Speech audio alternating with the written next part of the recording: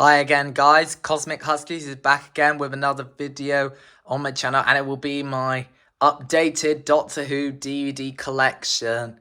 Since last year was the 60th anniversary of Doctor Who, so I'm doing this on its 61st birthday. So I have a few new DVDs on here, and some of them I found in the charity shop, and some of these I have below me that I'll show afterwards. So before I get in, I like some of you to check out my gaming channel, Huskies Gaming 2000, which I've reached 352 subscribers, and also on my channel I have nearly reached 400 subs. So if you enjoyed this video, be sure to like, comment and subscribe, and tap the bell on to be notification and see all the videos that I've been doing these past 4 years, and same with my gaming channel here. So a few of the classic DVDs I used to have the Space Museum and the Chase, so I'm thinking I might get the Daleks in colour for Christmas, because I like the Daleks, I'm autistic, and I like Doctor Who, of course.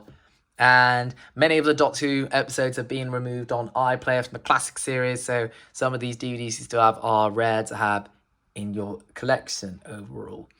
So anyway, we will begin with the collection. So we're starting off with Jon Pertwee. The only two stories I have from season 9, so we have Day of the Daleks. I find this a good story. I really enjoyed the special edition, gets a 10, though the original I just don't like it, though the gold Supreme Dalek people have in their collection, though the special effects are more better in this story, so people say it's like the second best Pertwee Dalek story. And then we have The Curse of Peladon. It's an underrated story, though it has got Patrick Troughton's son, and the Return of the Ice Warriors, of course. Carnival of Monsters special edition, and just hold on a minute. I've got the special edition, and here I've got the original edition. So I enjoy this. I found this a fun story. It's a fun story overall. It gets a 7.5 out of 10 for me. I really enjoy Carnival of Monsters.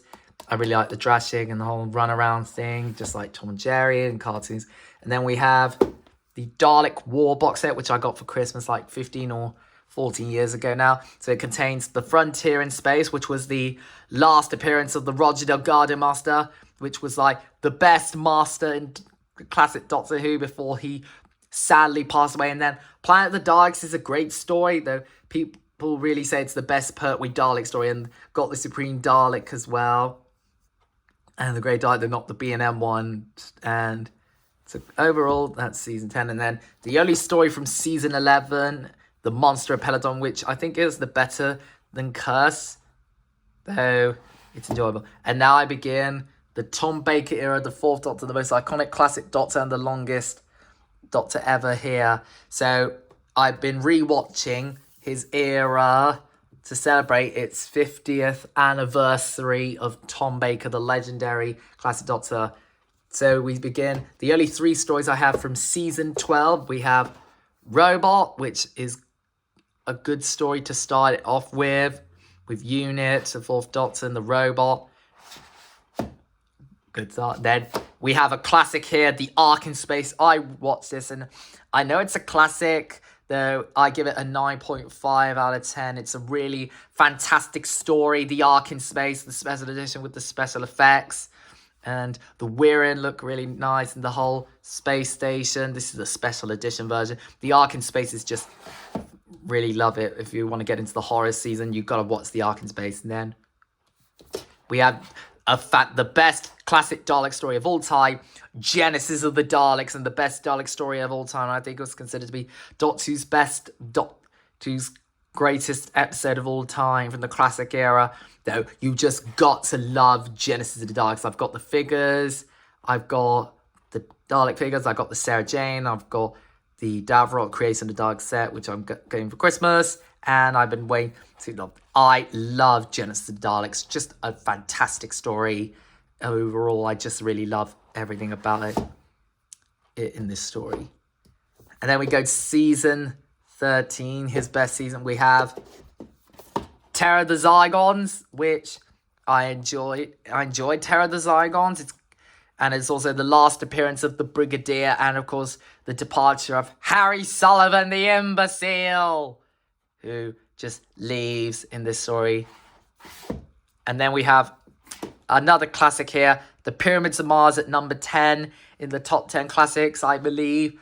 Sutekh is just amazing. Even how he came back in Doctor Who, and the TARDIS tale shows the updated effects of the vortex. They are like this one. It's like Jelly Babies or Smarties in space. And just watch it. It's brilliant. Then The Brain of Morbius is a Frankenstein story. The first appearance of the Sisterhood of Khan. And of course, we see like other classic Time Lords from the era. Of course, it's just a great story overall. And then this is like the best, I think, the best story, the darkest horror story, The Seeds of Doom. Is, and also, Terror of the Zygons has been removed from BBC iPlayer, which is same though. People who have it on DVD just get it here, or don't get it, or get it. This is just a fantastic dark story, and in the top 10 Tom Baker episodes. He's just brutal on this, and there's a violent scene where he snaps a person's neck nearly, and he kills him. There it's also got Boise from Only Fools and Horses, so this was him when he was there.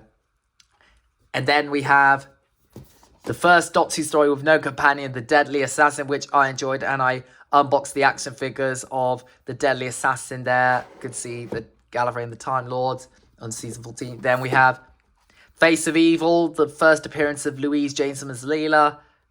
Good start. And then we have another classic here, which I got from CEX, the special edition of The Robots of Death, which again is a classic. Just a brilliant dark robotic horror story overall.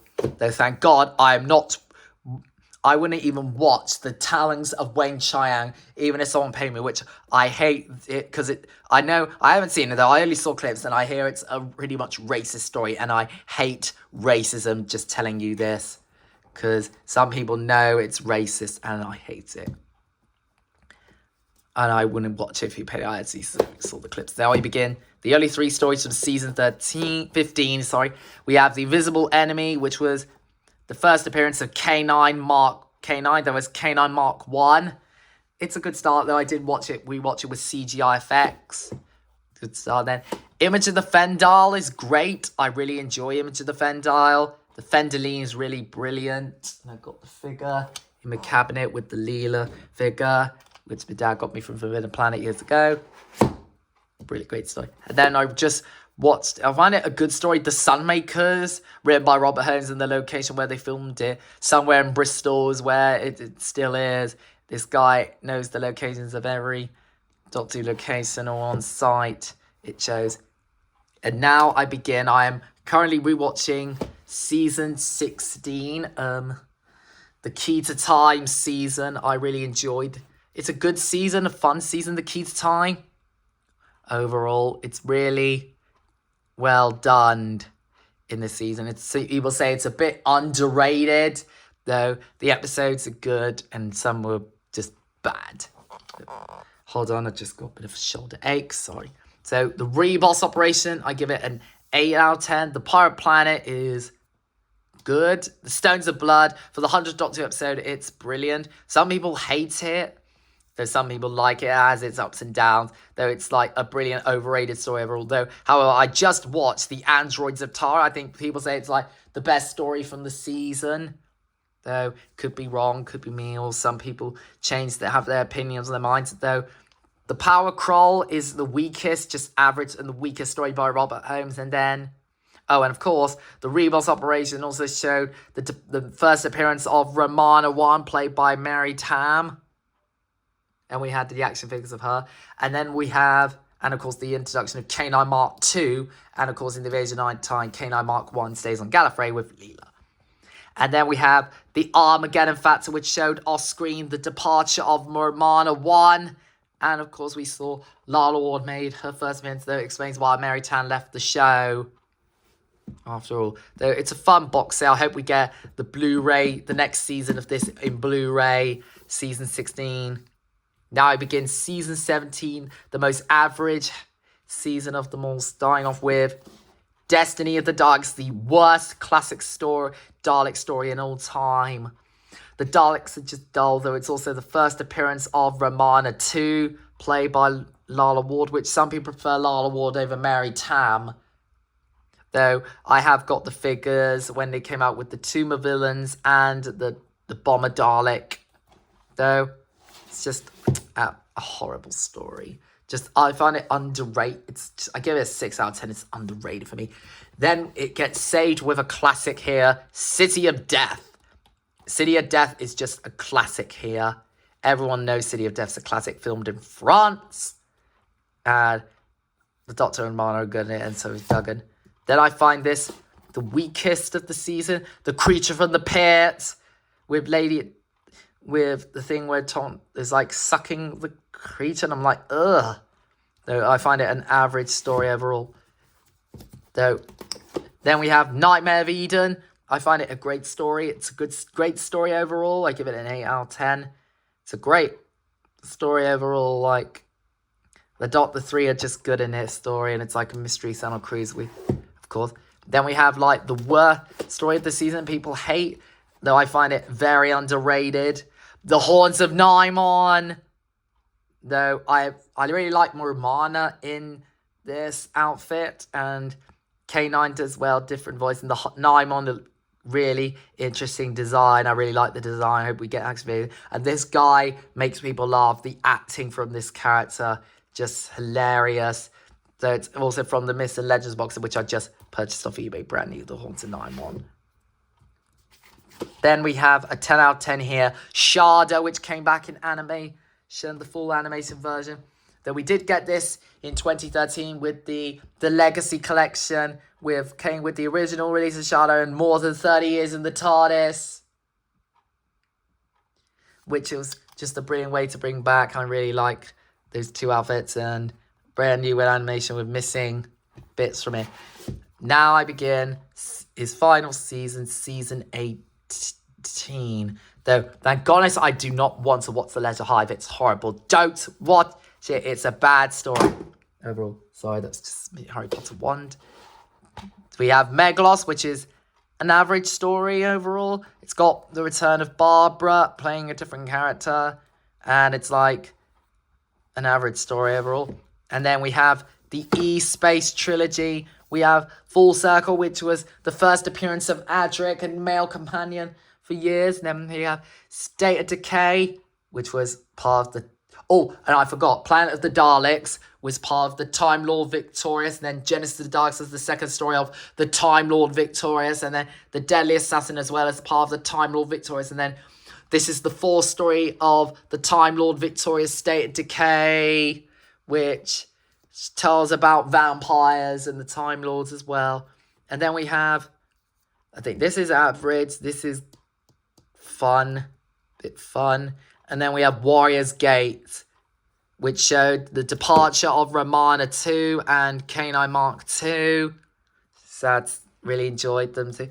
And then my dad found this at the parent carer's son who used to like Doctor Who. We have the New Beginnings box set, which I hear both these stories, the Keeper of Traken saves the season, is the only good story from the season, great story. And then his final story, Logopolis, which I'll give a watch. Though I seen the updated effects of Logopolis, and then his Peter Davison's era, Castrovalva. I only seen the clips. And then we have The Visitation. It's a great story overall, The Visitation.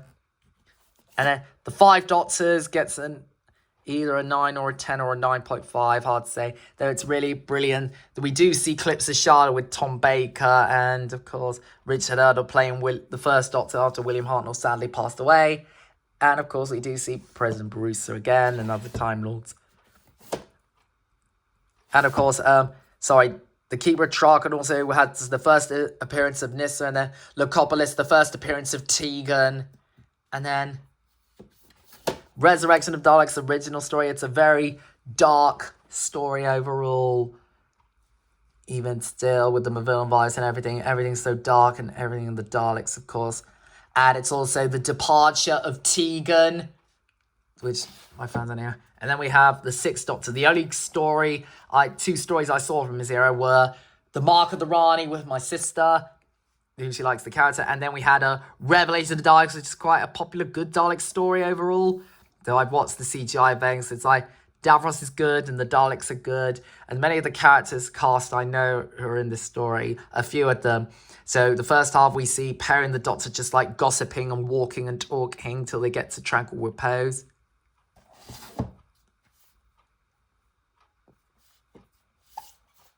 And then I'll just, hold on, put this down and I'll just move that out of the way just for a bit. And then we have Remembrance of the Daleks, a brilliant jam-packed classic story. And here's the original release of Remembrance of the Daleks. So I prefer the Remembrance of the Daleks, and also this is released now on season 25 on Blu-ray with brand new updated effects, which I saw on YouTube. The effects is just brilliant. The mothership and the extermination and the elevating Daleks. And of course, the first time the cliffhanger where the Imperial Daleks come up the stairs, and I really enjoy this fantastic Dalek story in my top 10 Remembrance of the Daleks. And I even got the Emperor Davros B&M and of course the other Daleks that came with it. So, and then we have K9 and Company, which also introduces K9 Mark III and the Return of Sarah Jane. And that's my classic collection. Now I begin the New Who era. So we begin with the first series with Christopher Eccleston as the Ninth Doctor. Series 1 is brilliant, kicks it off with a bang. So episodes like Rose was a great story. It gets an 8 out of 10. The End of the World gets 7. The Unquiet Dead gets a 6 out of 10. Then Aliens of London, Aliens of London and World War 3 both get 7 out of 10. And then Dalek is just brilliant, gets a 10 for me. Then the weakest story is The Long Game. It's just average though. Father's Day, it's 8.5 out of 10 with the Reapers and learning about time travel seriously and remembering all the ones who've passed on. Then we have The Empty Child and Dr. Dances is a great story. It used to creep me out as a child. Though I found out this is like his best episode, or the finale is, which I'll get to answer. Then Boomtown is underrated. It gets a 6 out of 10. Then the finale 2-part gets a 10. Both gets a 10.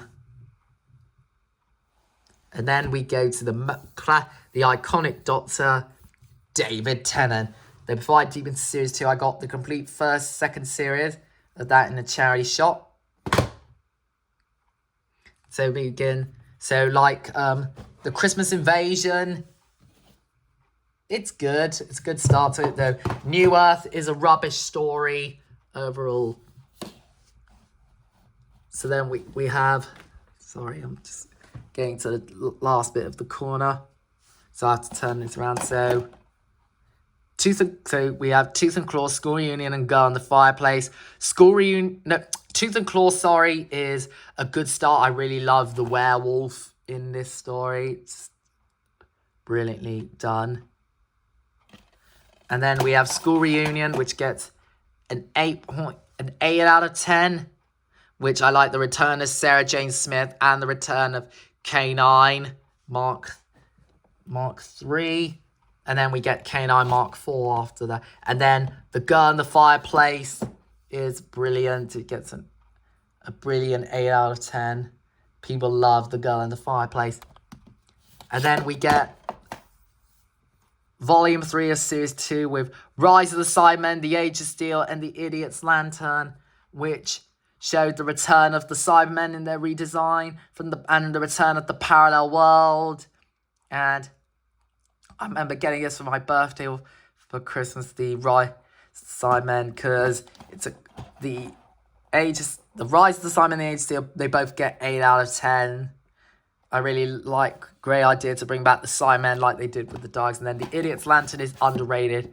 No, it's average. I give it 5 out of 10. Then we have Volume 4 of Series 2, The Impossible Planet, The Saints and Peer, and Love and Monsters. The Impossible Planet, The Saints and Peer is a brilliant 2-part. Many people would find this the best for us here. So The Impossible Planet, I give a 9.9 out of 10. Though The Saint Pick gets a 10. And then we have Love and Monsters, the most averagely hated Russell T story. And it was based off a Blue Healer competition by Peter Kay of the Absorbalov. And then we have the finale of Series 2. We have Fear Her, the worst story of the series and the worst RTD episode ever. Then Army of Ghosts is good. I find it good. It's good that they bring back the Cybermen and the Daleks and the first appearance of the Cult Skaro. And then Doomsday gets a 10 for me. I really enjoyed Doomsday and the departure of Rose. And of course, you know, we have also had the introduction of Captain Jack Harkness and Mickey and Jackie. And then Captain Jack departs in Series 1, then he comes back. And now I begin Series 3 of the era, which I think Series 2 is underrated, though Series 3 does a better job than 2. So we have the Christmas special here, the pilot Christmas special, The Runaway Bride, which introduces Donna Noble, gives you the idea of where they will go in the future. That's 8, gets an 8 out of 10. Then we have Series 3, Volume 1, with introduction of Martha Jones, an underrated companion, though some people enjoy Martha Jones, some people don't. So we have Smith and Jones gets a 7 out of 10, and also the first appearance of the Jadoon, which we later see in future episodes. Then we have the Shakespeare Code, gets an 8.5 out of 10. I really enjoyed the Shakespeare Code and the Carrier Knights. And then we have Gridlock, which is, people say it's overrated and underrated, though this actually predicted the pandemic. Gridlock and the return of New York. Then we have Series 3, Volume 2 with Daleks in Manhattan, Evolution of the Daleks, The Lazarus Experiment at 42. Which, the 2-part is underrated, though the second half gives you more on the story, though. The Lazarus Experiment, I give 4 out of 10, though 42 gets an average score. First appearance by Chris Chibnall. Then we get the brilliant 3 episodes of Series 3, and of course the best volume, which is of course Human Nature, The Family of Blood, and Blink. Now, Human Nature and The Family of Blood, they get 10 out of 10. I really enjoy this 2-parter, and it's also based off a book with Sylvester McCoy and the novelization by Paul Cornell, and of course Blink, first appearance of the Weekman Angels, gets a 10 out of 10. Brilliant episodes. And then we have the 3-part finale of Series 3. We have Utopia, The Sound of Drums, and Last of the Time Lords. So, and of course, the return of the Master, played by Derek Jacobi and John Simmons, the return of Captain Jack, of course. Many people, I give them all 9 out of 10, the 3-part episodes. And then, of course, the departure of Martha Jones. And then we begin Series 4, his best series of all time. So we have Voyage of the Damned, the pilot, which is underrated, and it's got Kylie Minogue in it. And then we have Series 4, Volume 1 with Partners in Crime, The Fires of Pompeii, and Planet of the Ood. Partners in Crime is a good episode. Fires of Pompeii is brilliant. And then Planet of the Ood is just good. Yeah, Fires of Pompeii I give an 8.5 out of 10. Though both of them get 7. Then we have on here the Sontaran Stratagem, The Poison Sky, The Doctor's Daughter, and The Unicorn and the Wasp. The Sontaran story 2-part is great to bring back the Sontarans since the 2 Doctors. The Doctor's Daughter I find the weakest, and then The Unicorn and the Wasp is underrated. Or it's a good story. People enjoy Agatha Christie. And then we get the brilliant episodes from Series 4, which introduces River Song. Hello, sweetie, is what she said. We have Silence in the Library, Forest of the Dead, and Midnight. So this 2-part is brilliant. I give them all 9 I give the 2-part a 9.5. It's a brilliant 2-part by Steve Moffat. And then Midnight gets a 10 out of 10. People really enjoyed the best episode here. So this is my favourite volume overall from Series 4. We have the Dalek 2-part as well. The first episode being Turn Left, which gets a 9.5, 9 out of 10. Turn Left. This was his favourite episode. Then the Stolen Earth and Journey's End, which the returns bring back Davros since Remembrance of the Daleks and the audio story, and I really enjoy like the Supreme Daleks and everything, and all the companions, the Children of Time. as well and everything. And of course, it's like a Doctor Who combined episodes of like crossover, combining all the spin-offs.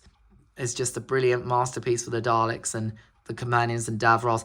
So it's basically like all the Doctor Who's and spin-offs, like Doctor Who, Torchwood, and the Sarah Jane Adventures, which is like the Sarah Jane Adventures takes place after the events of Series 1 before Series 2, and then Torchwood is basically just after Series 2. And then I have my childhood, the Sarah Jane Adventures, which is a brilliant, great TV series to watch before her sad passing. We really miss you, Elizabeth Sladen. And then to end it off, I have the Dalek Collection, which came out in 2009. And we had the same with the Cybermen Collection, which just has all the Daleks in them from Series 1 to 3. So there you go. That was my Doctor Who DVD collection for 2024.